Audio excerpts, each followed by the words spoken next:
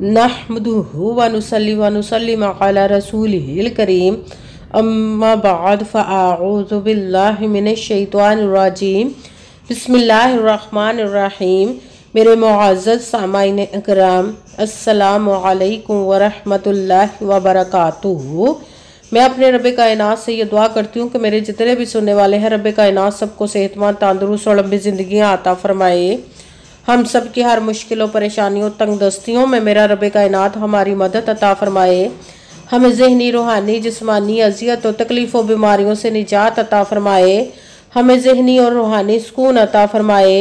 हमें बीमार दुनिया से बचा कर बीमार मदीना बनाए। और जो हम सब के हक़ों में बेहतर है मेरा रब कायनात हमारे लिए वो अता फरमाए। और जो हमारे हक़ों में बेहतर नहीं उसका ख्याल भी हम सब के दिलों से निकाल दे और हम सबको अपनी रज़ा पर राज़ी रहने वाला बना दे। आमीन सुमा आमीन। माशाल्लाह से आज 16 शबानुल मुबारक और शबान का तीसरा हफ्ते का दिन है।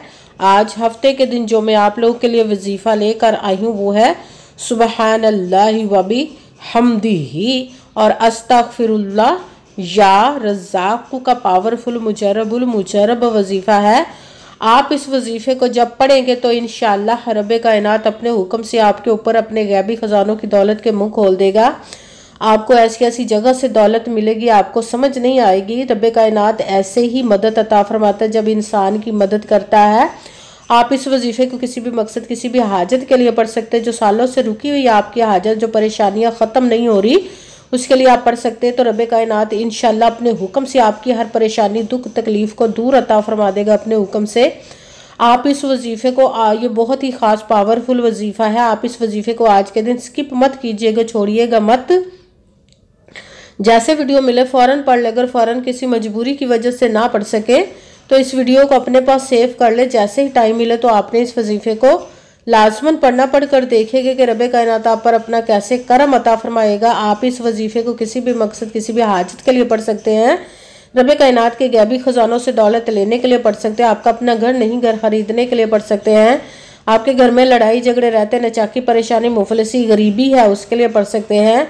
आपकी औलाद नहीं या आपकी औलाद नाफरमान है इसके लिए पढ़ सकते हैं। आपके ऊपर बहुत ज़्यादा कर्ज उतरने का सबब नहीं बन रहा है या आपने अपनी कीमती चीज़ या पैसे किसी को दिए वापस नहीं करे उसके लिए पढ़ सकते हैं। आपका अच्छा भला कारोबार चलता हुआ अचानक से बंद हो गया उसके लिए पढ़ सकते हैं। आपकी शादी नहीं हो रही है आपके बच्चों की शादियाँ नहीं हो रही उसके लिए पढ़ सकते हैं। आपके घर में कोई बहुत ज़्यादा बीमार है या आप खुद बीमार है उसके लिए पढ़ सकते हैं। आपके पास अच्छी जॉब नहीं जॉब लेने के लिए पढ़ सकते हैं। आपके घर में आपकी ज़िंदगी में सुकून नहीं है आपके कारोबार में दौलत में रिज़्क़ में बरकत नहीं उसके लिए पढ़ सकते हैं। आपके ऊपर जादू टूना बंदिश नजर बद हसद कुछ भी इसको ख़त्म करने के लिए पढ़ सकते हैं। मतलब किसी भी मकसद किसी भी हाजत किसी भी मुराद के लिए पढ़ सकते हैं। मगर जब पढ़ने लगे तो रब कायनात की ज़ात पाक पर यकीन कामिल रख के पढ़िएगा। कहते हैं कि यकीन कामिल होता है पीर कामिल नहीं होता। और अच्छी नीयत रख के पढ़िएगा कि रब कायनात कुरान पाक में इरशाद फरमाता है इन्नमल अमालु बिन्नियात कि जो अमलों का दारोमदार होता है वो नीयतों पर होता है। अगर हमारी नीयत अच्छी है तो हमारा अमल भी अच्छा होता है और अगर हमारी नीयत ही अच्छी नहीं तो हमारा अमल भी अच्छा नहीं होता। चाहे हम जितनी मर्जी मेहनत कर ले जितनी मर्जी कोशिश कर ले हमें उसका फल उसका अजर अच्छा नहीं मिलता। इसलिए अच्छी नीयत रख के पुख्ता यकीन रख के और 5 वक़्त की नमाज की पाबंदी लाजमा रखिएगा। फिर इस वजीफ़े को कीजिएगा और वजीफ़ा करते वक्त आपके दिलों में जहनों में ऐसा वसवसा नहीं आना चाहिए कि हम ये अमल कर रहे हैं पता नहीं हमारी मुराद पूरी हो या ना हो। ऐसा हो नहीं सकता कि हम रब कायनात के किसी इसम का या कलाम पाक का वजीफ़ा पढ़े और हमें कामयाबी ना मिले। ये हमारे ईमान की कमज़ोरी जिसकी वजह से हमें नाकामी मिलती है। आपने सिर्फ अमल करना उसका फल उसका अजर देना उस ज़ाते पाक का काम है क्योंकि उसकी दस्ते कुदरत से कोई चीज़ बाहर नहीं उसको कुन कहने की देरा और फयाकुन हो जाता है। आपने अमल करने के बाद उसके कुन का इंतज़ार करना इंशाअल्लाह अज़ीज़ उसके हुक्म से आपकी तकदीर के बाद ताले खुल जाएंगे नसीब के सितारे चमक जाएंगे। आपकी ज़िंदगी में ऐसे ऐसे मोजज़े होंगे कि आप खुद देखकर हैरान रह जाएंगे। आपको कभी किसी चीज़ की कमी नहीं रहेगी इंशाअल्लाह अज़ीज़ उसके हुक्म से। अगर वीडियो अच्छी लगे तो इसको लाइक ज़रूर कीजिएगा और आगे भी शेयर कर दीजिएगा ताकि किसी दूसरे को हमारी वजह से फ़ायदा पहुँचे तो हमारे लिए सदका चारिया बन जाओ। जो नए हैं इस चैनल को सब्सक्राइब कर ले बेल आइकन को भी दबा ले ताकि मेरी अगली आने वाली वीडियो आप तक पहुंच सके।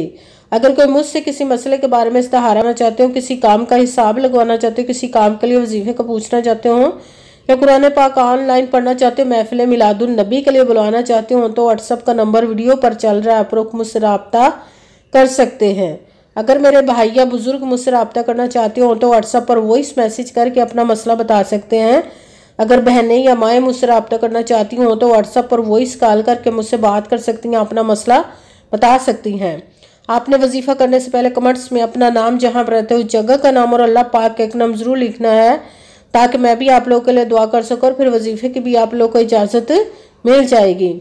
आपने वजीफ़ा करने से पहले पूरी वीडियो को ध्यान के साथ सुन के समझ के फिर वजीफ़े को करना। ऐसा ना हो कि वीडियो को स्किप कर करके छोड़ के सुने और फिर कोई बात रह जाए और आप वजीफ़ा करें, ठीक ना हो। आपने ना तो किसी अमल में कम करके पढ़ना, ना ज़्यादा बढ़ा कर पढ़ना है। अगर कम या ज़्यादा कर देते तो वो हमारा वजीफ़ा ठीक नहीं होता, हमें कामयाबी नहीं मिलती। इसीलिए आपने मुकम्मल वजीफ़ा जिस तादाद और जिस तरतीब के साथ मैं बताने लगी, उसी तादाद और उसी तरतीब के साथ आपने इस अमल को पढ़ना है। आप इस अमल को आज के दिन किसी भी वक़्त पढ़ सकते हैं, किसी भी नमाज के साथ पढ़ सकते हैं, नमाज के अलावा भी पढ़ सकते हैं। अगर नमाज के साथ पढ़ रहे हैं तो नमाज मुकम्मल पढ़ने के बाद, दुआ मांगने के बाद आपने इस अमल को पढ़ना है।